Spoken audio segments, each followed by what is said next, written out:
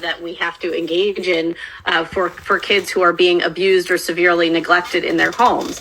But I think, interestingly, I think the executive order actually focuses on some of the issues that we need to think about with foster care. One of them certainly is how we recruit very good foster parents. I think that has improved a lot in this country over the last number of years.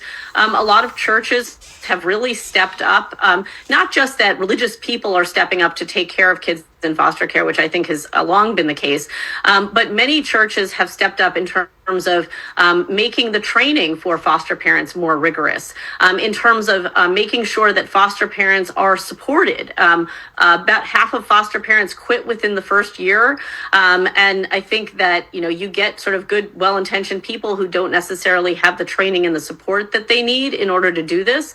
And I think some of these churches have also done a very good job of recruiting the kind of families that we need to do this. I mean, honestly, we need to get stable middle-class families to do foster care. It's not that poor people can't, love children just as much as anyone else, but I think when you're thinking about what kind of environment you want to put a child in who has experienced extreme trauma in their home of origin, you want that to be a family which is not worrying about where the next rent check is going to be coming from or whether they can get enough food on the table. You want these to be families that have long-term stability and that can take in a child who often is dysregulated or traumatized. And the last thing I would say is that, the agencies really need to do a good job of treating foster parents well, because there's a cycle here where, if the agencies are not treating foster parents well, those foster parents are going to quit. And then the ones who you're left with are the ones, frankly, who might be doing it just for the money or for some other purposes. And I think that's where you get into the corruption that the caller was mentioning. People who are doing this for the money, who are taking in far too many kids. And it works out well sometimes for the child welfare workers who just want somebody, who will be there whenever they want to show up. Maybe that person doesn't have a job, and this is their only source of income. So that could really be a problem. But I think, the executive order does focus on the importance of recruiting high quality foster parents. And that's something that all the agencies need to focus on. I'm not sure that, frankly, the federal government is going to do a better job at this than state governments do. It's just sort of public bureaucracy one way or the other. But I think the federal government can put good incentives in place to make sure that states are acting as well as we can expect them to. Robert from New York calling on the foster care experience line. You're next. Good morning. I had two experiences with the system. One experience was I had one kid in the house. Well, the daughter of the family, she was mad with her mother because her mother had to go to work. So she called social services. Social services came and split the whole family up. So I got the kid. So when the kid came to me, he was not angry, but he was, why am I here? So he gave me his mother's phone number, and I called her. When I called her, she said, they did this because I had to work, and they told me if I want my children back, I have to go on welfare in order to get them back. The second kid I had, which was he was really great. Seven was really a great kid. We got him uniforms because he had to wear a uniform to go to school. So we brought him the uniforms, and he loved his little uniform. I think Seven must have been about 6 or 7 years old. He loved his uniform, and he'll get up in the morning, do himself up. Well, in the middle of the school day, they came in there in the classroom and took that kid out of the class. Mm-hmm. And I can see him in my mind right now as that guy was walking him down the street, and Seven is reaching back as I'm coming, man, why are you taking him like this? And he's reaching back for me, and nothing I could do for him. So that just soured me from any kind of foster care system. But my last point is, how many of these children, when she said they age out, how many of these kids wind up in jail? Because they don't get educated. Right. They do not get any education while they're in that system.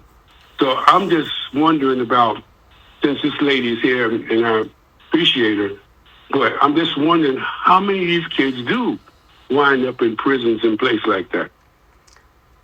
Naomi, a response? Sure. Well, there certainly is a high rate of incarceration for kids, especially those who are aging out of the system. They've often, had juvenile delinquency experiences long before they've aged out of the system, too. So that's certainly a problem. I would say in terms of the experiences you've had, I think it's really important that we get a very good quality child welfare workforce that understands, the trauma that these kids are experiencing and what it means to move them from one home to another very quickly. And also I think we need to bring in, when we get the high quality foster parents, you want to bring them in as partners. Many of these foster parents feel like they're just being treated like glorified babysitters. And then, someone will just come pick up their kid. They will have no idea where they went afterwards. And often they don't really understand what happened to this child before they came into their home. And obviously you want to uphold, some standards of privacy here. But in order for a good foster parent to do their job well, they really have to understand something about what that child experienced beforehand. And in order to support them during their experience in the foster care system. I will say that, there's some interesting research that has come out recently on foster care. I think we tend to talk about foster care as the trauma that children experience instead of all the things that led up to the child being taken into foster care. And so there was really interesting research done by an economist at Duke recently looking at tens of thousands of children's experiences in the state of Michigan. They got a lot of data out of there. And what they found was that actually Michigan. On the margins, when you're trying to decide, should we take a child into foster care or is this a child who can remain in their home with some kind of support services? So again, there are obviously kids who are always going to be taken into foster care because there's such extreme danger and kids who would never be taken into foster care. But for those kids on the margins, their outcomes were actually improved by being in foster care. Even if they were, most of them were reunified with their parents. But what happened? Why is it that foster care actually improved the likelihood of high school graduation, the fact that they were less likely to be involved in criminal activity, less likely to, have other poor outcomes later in life? The issue is foster care actually provided the parents with an opportunity to clean up their acts. And what you saw, for instance, is that actually the parents, once the child was taken to foster care, the biological parents had lower rates of criminal involvement. They had lower rates of substance abuse and things like that because foster care actually turned out to be a bit of a wake-up call for them. And they actually figured out they needed to do something different in their parenting in order to get their children back. Now, obviously, that's not a prescription for every parent out there. We're going to take away your child until you figure out what you should be doing differently. But for these kids on the margins, it turned out to be a huge improvement in their lives, that these parents actually did change their behaviors in ways that improve their children's long-term outcomes. Bill from Vernon Hills, Illinois, calling on the Central Line. You're next. Oh, hi. Thanks for taking my call.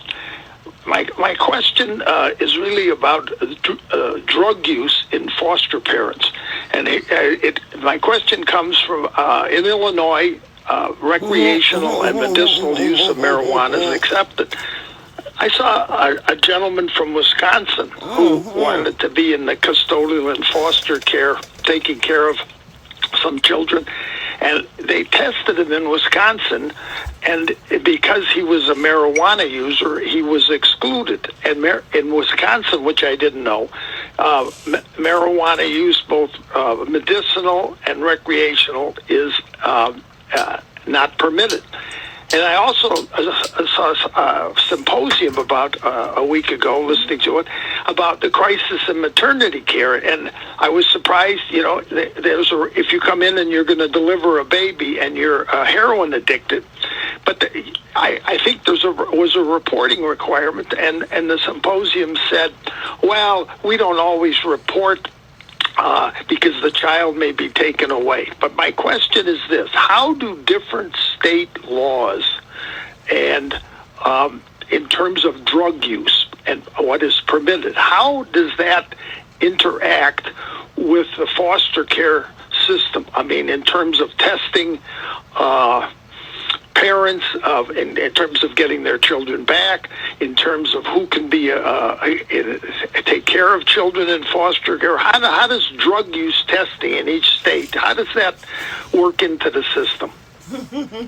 You got nothing to say Sure. about Well, that. as you've observed, obviously different states have different laws, especially around cannabis use, and so those have kind of thrown child welfare systems for a little bit of a loop. They have had to change some of their requirements in terms of foster parent licensing and training, what they are and are not allowed to do, and so in some states. Cannabis use looks much more like, do you, occasionally drink? And obviously you can occasionally drink and still be a foster parent. But there are more extensive, questions that we need to be asking. How much does the use of this drug impact your ability to parent? And if we are going out, there's sort of a difference. I think there should be a different and frankly higher standard, obviously, for foster parents. These are people that the government is going out and recruiting in order to take care of kids who are already in vulnerable, difficult, traumatized situations. And so, you don't want to take any chances with those kids. And so I think, frankly, in the same way that we have different requirements for people who fly planes or people who do open heart surgery with regard to their drug use. I think we have to have higher standards with regard to what foster parents do.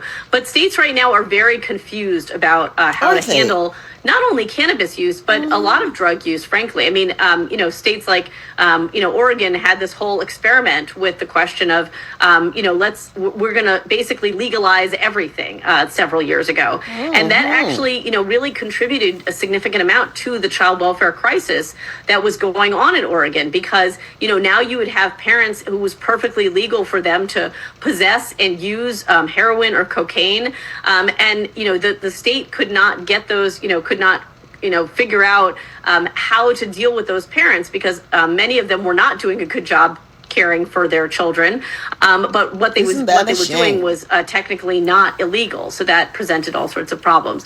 I do also want to address the last part of the question, which was about essentially about babies who are born substance exposed and mothers who are using whether it's cannabis or heroin or whatever while they're pregnant. Unfortunately, a lot of states have moved in the direction away from reporting those incidents.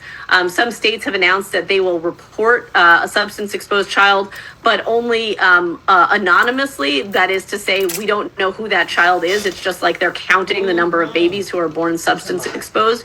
This is a huge problem across the country. And there's no follow-up in some states, like New Mexico, for instance. A baby born substance exposed, a mother is simply handed something called a voluntary plan of safe care, where the mothers, might have just handed brochures about, drug rehab programs, but she is sent on her way and there's no report made to Child Protective Services.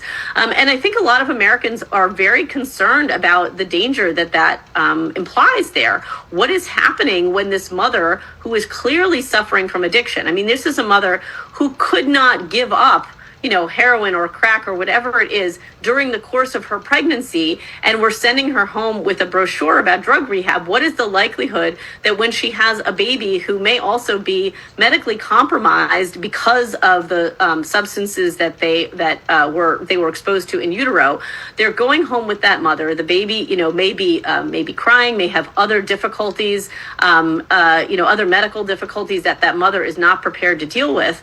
I don't think that's really the point at which she's going to start to decide to get clean. And so, but we have no way of being that mother being accountable, no way of checking up on that family afterwards.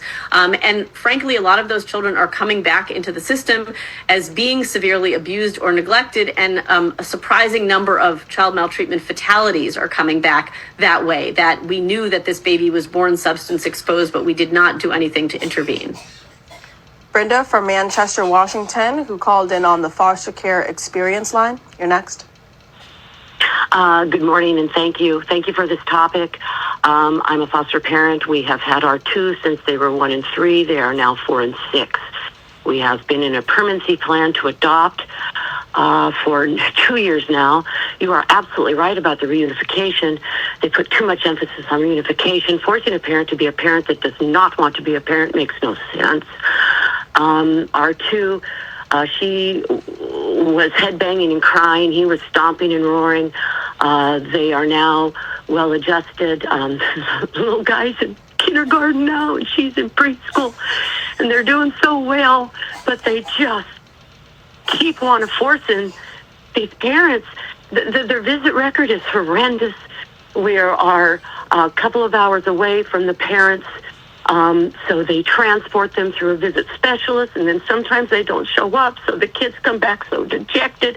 I've been making some headway on that, so now they have to meet all summer long. My goodness, we had no summer. We had to be up at 6 Saturday and Sunday on the chance that there would be a visit.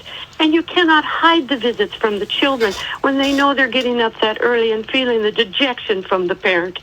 We are hopefully making progress. They bifurcated the cases because of the paternal issue. They have different fathers, and then the father of the boy is dead. And so they were going to actually terminate that one, and I was so elated, and then I found out they were not going to terminate her. And I said, how can you send her off to see her mother when the boy is the only one that wants to see the mother? She doesn't even know the mother. She doesn't want to see her. She has no memory of her.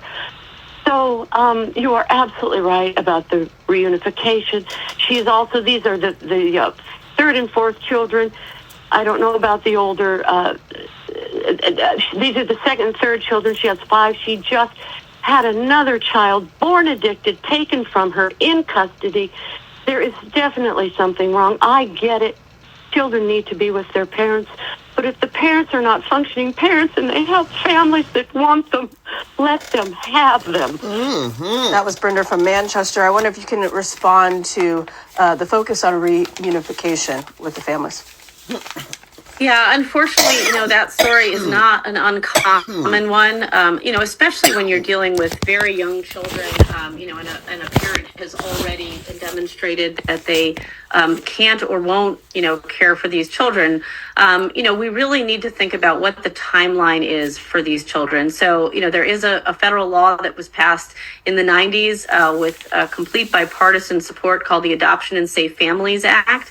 And it said that if a child has been, in foster care for 18 of the last 22 months, the state is supposed to for 15 of the last 22 months, the state is supposed to move to terminate parental rights. That means that the child would be free to be adopted by another family member or by a foster parent or adoptive parent who is, licensed and has been recruited for that.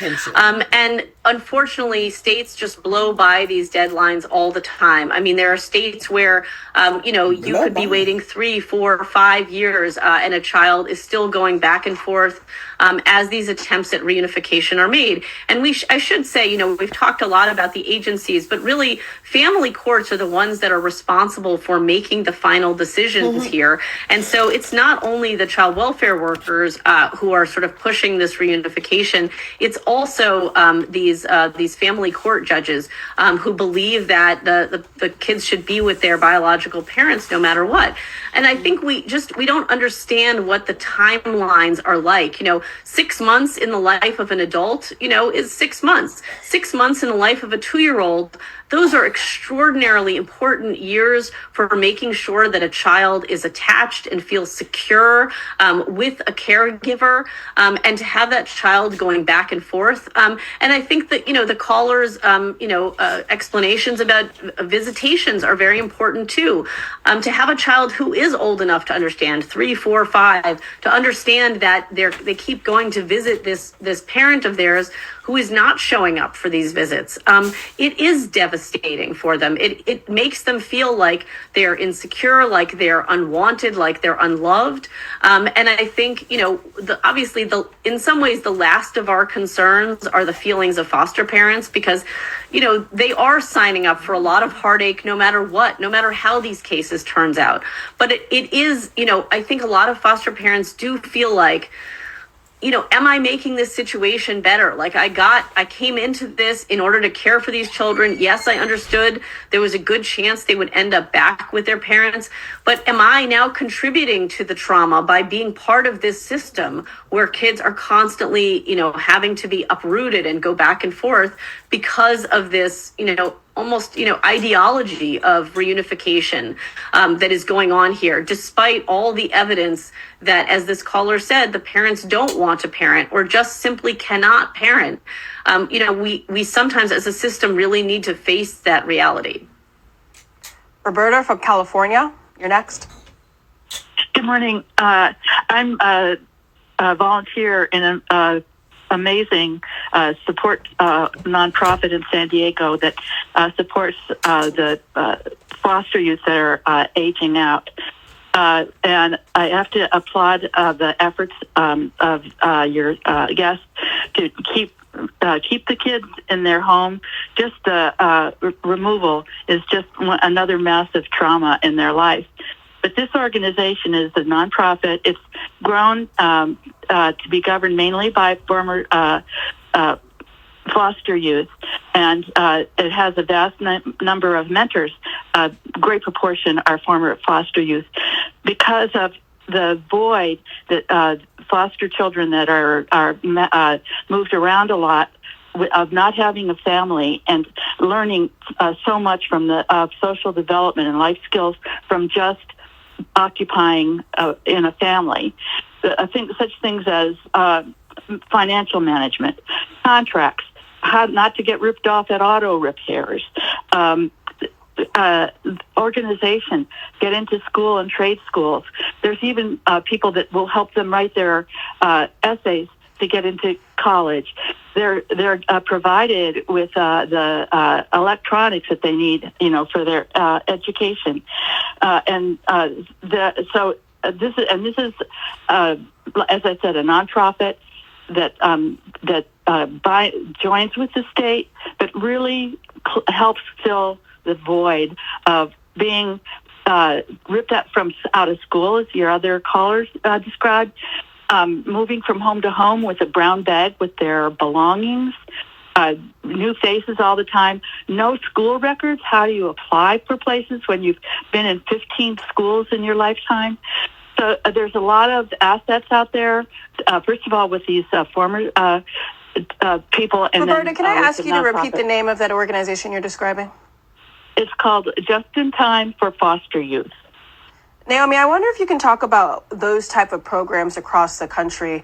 Are there enough of them? Do they help the situation when it comes to the foster care system? Sure. And there are a lot of these programs now. I think the most important part are the mentorships, the relationships that they're forming with other adults. I think a lot of people, unfortunately sort of think about this in terms of, material supplies. Like, obviously we don't want them traveling around with, trash bags of their stuff. But I think the mentorships and the ability of adults to sort of come into their lives and really try to help them navigate these adult systems, whether that's getting a driver's license or financial management or figuring out how to find the right career for themselves, and really just being there to make sure that they're staying on kind of this straight and narrow path, toward adulthood is very, very important. But I do want to just address this question about kind of the kids moving around a lot before they age out. That is what is going on in the system. Again, we need to kind of look back at what has happened before the kids reach 16 or 17 or 18. Many of these kids have been left for long periods of time in these very abusive and neglectful homes because we are hoping, that this family situation works out. But once you finally decide to remove a child from that situation, that child often has significant emotional, behavioral dysregulation. And then you try to take that child and put them into a typical foster foster home. And most parents, even great parents, are going to have a lot of trouble dealing with those kind of behaviors. Many of those children actually are going to need even residential stays in psychiatric programs in order to handle some of what has happened, and frankly, some of what we have forced to happen by leaving them in these horrible situations. And so, what happens is then, we'll try you in this foster home, we'll try you in that foster home, we'll try you, the kids will start to act out, the parents will be overwhelmed. Some of these kids are going to need 24/7 supervision. We can't ask that of a lot of most foster parents. They might need to have some kind of much more significant psychiatric intervention. So I'm just, I am so concerned about the kids who are aging out, but I also want us to start to think back to what could we have done to prevent this situation? And one of the things that we need to think about is how long are we leaving kids in abusive and neglectful homes such that their emotional and behavioral problems become so difficult that it then becomes very hard to find them a permanent family. Rick from Texas, you get the last question or comment here. Yep. It's so sad hearing about all these things. I'm not very familiar with the system and all the good things that come in life. Anytime there's something bad, there's something good that can come from it. The only thing I know, and I would like to mention, maybe there's something they could do about it, is I've seen sometimes the way the process starts at CPS. CPS used to be something that there was money to help with the kids, and that's why they started coming out instead of every 10 years when we had the census, every 5 years to see if there was a need they could meet with the kids. And somewhere along the line, the culture started turning into you being a good parent. In the first place, is how you define a parent. Is if you see it's not a man, or it's like a thing, or that has a similar fiber or something like that. Rick, we're running out of time here. What's your question? On the form that I've seen a girl that I know received, she said the form read in the interest of, and it had a 2025 FLD-011281, and this is a mutual fund that trades in Bitcoin, but then it listed the mother and then the kids, and it gives the appearance that it's in the interest of the kids, but it was in the interest of defunding the whatever resources they had set aside for these kids, putting them in this trust fund, and then paying off a foster family. So, Rick, do you have a question? Yes. Why is it in the interest of the expert that's there? What's the 2025-FLD-00? Okay, we're going to have to wrap that conversation. Naomi Schaefer Riley is a senior fellow at the American Enterprise Institute. Thank you so much for joining us this morning. More of your calls after this break. It's open forum. Start calling in now. Democrats, your line is 202-748-8000. Republicans, your line is 202-748-8001. Independents, your line is 202-748-8002.